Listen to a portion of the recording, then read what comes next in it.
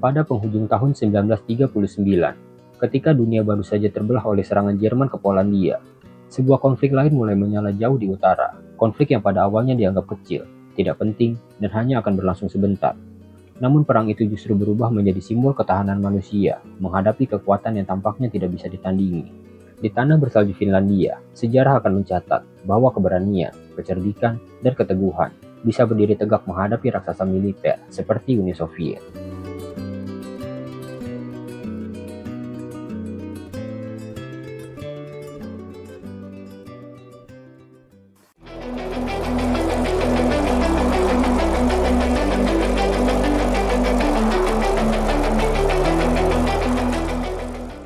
Klik tombol subscribe sebelum menonton, dan bergabunglah dalam perjalanan kita memahami sejarah dunia secara mendalam dan objektif. Akar dari perang ini dimulai sebelum satu peluru pun ditembakkan. Stalin memandang Finlandia sebagai ancaman potensial terhadap keamanan Leningrad.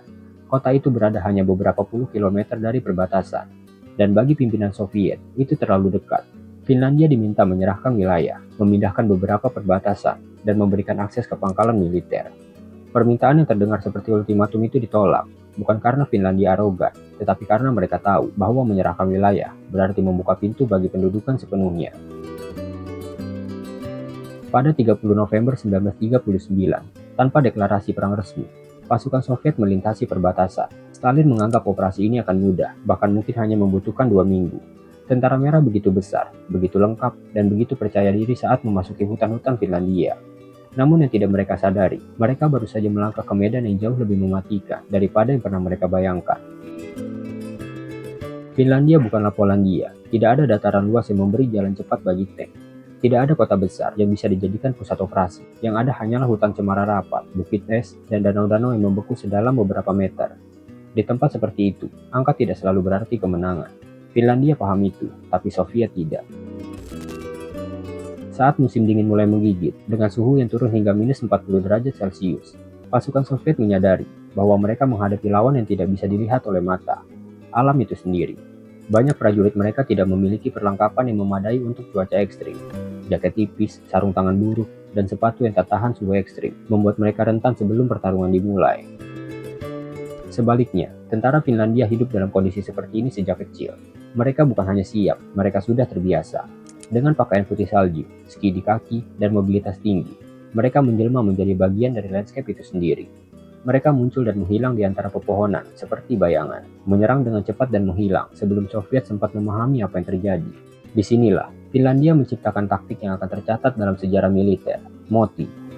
Dengan memanfaatkan jalan sempit yang hanya bisa dilalui konvoi panjang Soviet, Finlandia memotong-motong formasi musuh menjadi kelompok kecil yang terisolasi. Setiap kelompok kemudian dihancurkan satu persatu, tanpa perlu pertempuran besar. Prajurit Soviet yang biasa bergerak dalam jumlah besar, mendapati diri mereka terjebak dalam potongan-potongan kecil yang tidak bisa saling membantu. Persediaan menipis, makanan kurang, dan suhu membunuh lebih cepat daripada peluru. Mereka menjadi sasaran empuk bagi serangan Finlandia yang datang dari segala arah. Sementara itu, di seluruh penjuru dunia, satu nama menjadi legenda dalam perang ini.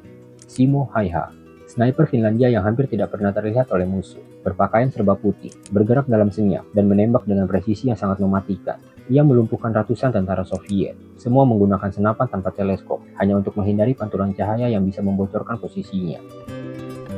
Pasukan ski Finlandia menjadi senjata paling mematikan. Mereka meluncur cepat di atas salju, memutari musuh, memotong jalur suplai, dan menyerang dari arah-arah yang tidak terduga. Kontrasnya, Soviet berjalan kaki atau mengendarai truk berat yang sulit bergerak di jalanan hutan bersalju. Tidak banyak taktik yang lebih menghina bagi Soviet, selain melihat musuh meluncur cepat seperti bayangan putih, lalu menghilang begitu saja. Tank Soviet yang seharusnya menjadi tulang punggung operasi, ternyata justru menjadi beban besar. Mesin membeku, roda gigi macet, dan sebagian tank tersangkut di parit salju. Banyak dari mereka dihancurkan hanya dengan molotov koktail, bom botol sederhana yang menjadi ikon perlawanan Finlandia. Mereka dilemparkan ke ventilasi mesin, memicu kobaran api yang menghentikan tank seketika. Serangan Finlandia di hutan juga didukung oleh keahlian menembak mereka. Banyak prajurit Finlandia adalah pemburu sejak kecil. Mereka tahu bagaimana membaca jejak di salju, mengenali suara samar di antara angin, dan memahami medan seperti bagian dari tubuh mereka sendiri. Soviet tidak memiliki keunggulan itu, dan setiap pertempuran kecil di hutan biasanya berakhir buruk bagi mereka. Namun Finlandia tidak hanya bertarung dengan keunggulan taktik. Mereka bertempur dengan tekad yang tidak bisa diukur dalam angka. Mereka mempertahankan setiap jengkal tanah, seolah itu adalah rumah mereka sendiri, karena memang begitu. Tidak ada tempat untuk mundur. Di belakang mereka tidak ada wilayah luas, yang ada hanyalah keluarga mereka, kota kecil mereka, dan harapan bahwa negara mereka tetap merdeka. Sebaliknya, moral tentara merah sangat rendah pada minggu-minggu pertama. Banyak prajurit tidak mengerti mengapa mereka berada di Finlandia. Mereka menghadapi musuh yang tidak kelihatan, alam yang mengerikan, dan komando yang sering membuat keputusan buruk. Stalin telah membunuh banyak perwira senior dalam pembersihan 1937-1938, membuat tentara merah dipimpin oleh orang-orang yang takut mengambil inisiatif. Akibatnya, operasi Soviet berjalan lambat, tidak efektif, dan tidak terkoordinasi. Unit sering tersesat, saling kehilangan kontak, bahkan salah menyerang karena kebingungan. Dalam kondisi ekstrim seperti Finlandia, satu kesalahan kecil bisa berarti kematian ratusan orang. Namun lambat laun, Soviet mulai belajar dari kegagalan mereka. Mereka mengirim lebih banyak pasukan, memperbaiki jalur suplai, dan mulai mengerahkan artileri dalam jumlah yang besar. Uni Soviet memiliki satu keunggulan mutlak, jumlah. Meskipun Finlandia berjuang dengan cemerlang, mereka tidak bisa mengatasi pasukan yang terus berdatangan tanpa henti. Di garis Mannerheim, benteng utama Finlandia, pertempuran menjadi semakin brutal. Soviet mengerahkan gelombang demi gelombang infanteri dan artileri. Bunker Finlandia dihantam siang dan malam. Beberapa hancur begitu saja, sementara lainnya berhasil bertahan dengan segala keterbatasan.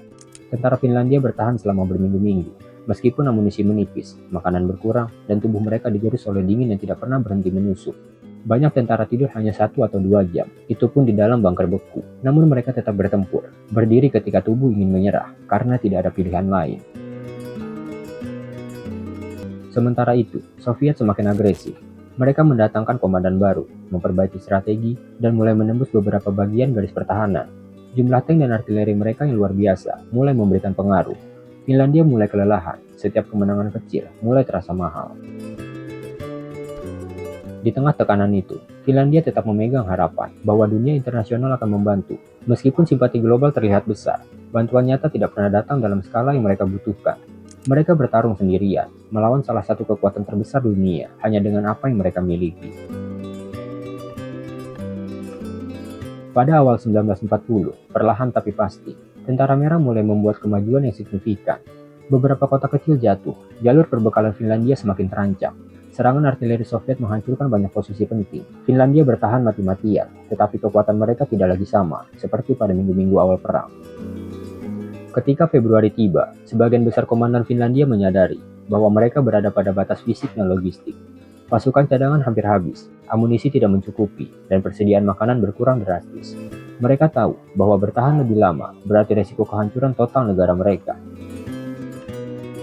Meski kondisi semakin memburuk, perlawanan Finlandia tidak pernah benar-benar runtuh. Mereka masih melancarkan serangan kecil, masih mengincar konvoi suplai Soviet, dan masih menggunakan taktik moti untuk menghambat gerakan musuh. Bahkan ketika kekalahan terlihat tak terelakkan, mereka tetap bertempur dengan kehormatan yang membuat dunia menghormati mereka. Pada akhirnya, keputusan sulit harus dibuat. Pemerintah Finlandia tahu bahwa menyerah akan kehilangan wilayah, tetapi bertahan berarti hilangnya negara secara keseluruhan. Dalam situasi seperti itu, mereka memilih jalan yang paling memungkinkan, menyelamatkan rakyat mereka dari pendudukan penuh. Pada 13 Maret 1940, perjanjian damai Moskwa ditandatangani. Finlandia harus menyerahkan sekitar 11% wilayahnya, termasuk kota Viipuri yang sangat penting secara ekonomi dan budaya. Kehilangan itu sangat pahit dan dirasakan sebagai luka mendalam oleh rakyat Finlandia. Namun mereka mendapatkan satu hal yang jauh lebih berarti. Mereka tetap merdeka. Negara kecil itu, meskipun kalah secara teknis, berhasil mempertahankan kedaulatannya. Mereka bukan bangsa yang diduduki, bukan bangsa yang dipaksa tunduk, dan bukan bangsa yang kehilangan identitasnya. Dunia pun melihat Finlandia bukan sebagai pihak yang kalah, tetapi sebagai simbol keteguhan. Bagaimana mungkin negara dengan populasi kecil dan sumber daya terbatas mampu bertahan selama berbulan-bulan melawan kekuatan sebesar Uni Soviet? Jawabannya selalu sama, tekad, pengetahuan medan, dan kemampuan beradaptasi. Winter War dengan cepat menjadi legenda, tidak hanya sebagai konflik bersenjata, tetapi sebagai cerita manusia tentang keberanian yang melampaui logika, tentang ketahanan yang tidak bisa dihitung dengan angka, dan tentang semangat yang bisa membuat bangsa kecil berdiri tegak menghadapi badai. Bagi Finlandia, perang ini menjadi bagian dari identitas nasional. Generasi berikutnya membesarkan cerita tentang bagaimana keluarga mereka bertarung di salju, tentang suara ski yang meluncur di tengah malam, dan tentang tentara putih yang muncul dari kabut seperti bayangan. Dan bagi dunia, Winter War menjadi pelajaran abadi bahwa kekuatan besar tidak selalu menang, bahwa jumlah bukanlah segalanya, dan bahwa dalam perang, keberanian dan kecerdikan dapat mengubah jalannya sejarah. Di tengah salju Finlandia, manusia membuktikan bahwa keteguhan bisa bersinar bahkan di kegelapan paling dingin.